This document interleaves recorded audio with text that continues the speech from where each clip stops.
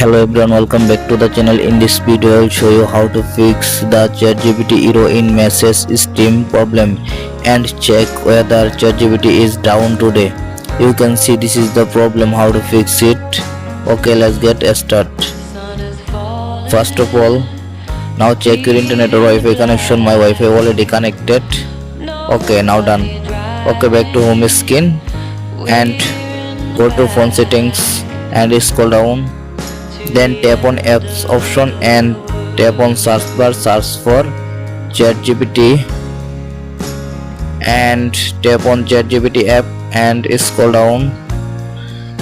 Then tap on storage, tap on clear cache, again tap on clear data, delete. Okay, back. And now tap on permission option and first to last allow all permission. First camera allow, back. Second location allow, back. Microphone allow, back. And notifications, turn on notifications. Okay, back. And contacts allow. Okay, back to home screen, allow all permission, complete. Now restart your phone and reopen it again your phone. Okay, back to home screen, go to Google Play Store or App Store, tap on search bar, search for ChatGPT and now check update your ChatGPT app. My ChatGPT app already updated to the latest version and see. Now tap on open option.